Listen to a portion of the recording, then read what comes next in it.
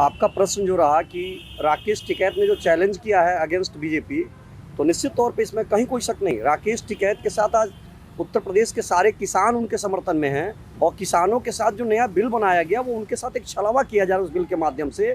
वो निश्चित तौर पे जो अंग्रेजों का शासनकाल हुआ करता था उस तरीके से सिस्टम लाया जा रहा है कि अब सारा लैंड जो है वो बड़े बड़े पूंजीपतियों के हाथ में सौंपने की एक तरह से बीजेपी प्लानिंग कर रही है। और सारी जनता विशेष तौर पे किसान ये समझ चुका है, इनका 2000 रुपया सिर्फ और सिर्फ छलावा है, एक ठगने का काम है। और राकेश टिकैत के साथ बतौर किसान हम सब लोग मजबूती से तैयार हैं।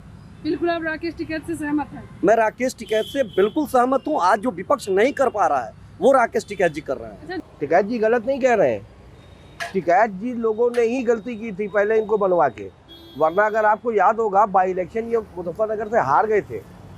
तो आप ये मान रहे हैं कि राकेश टिकैत जी की जो बात है बिल्कुल सत्य है?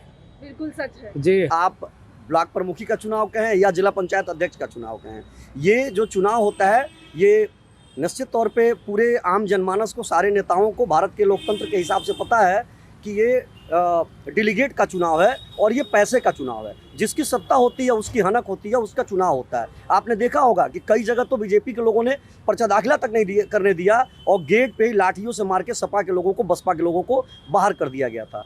तो इस बेस पे कह सकते हैं ये चुनाव नहीं हुआ है, ये तो खरीद और फरोख्त की राजनीति रही है। तो यही अभी विधानसभा चुनाव में भी कर विधानसभा चुनाव डेलीगेट का चुनाव नहीं है, उसमें एक मेंबर को नहीं खरीदना होता है, उसमें आम जनता तक जाना होता है और आम जनता को खरीदना भारत के पूंजीपतियों की बस की बात नहीं है। 2022 में सरकार की विदाई तय है। इसने शिक्षा जगत को भी परेशान किया, गुरुजनों को परेशान किया, बच्चों को परेशान किया, किसानों को परेशान किया। तो निश्चित तौर पर सरकार जा रही है।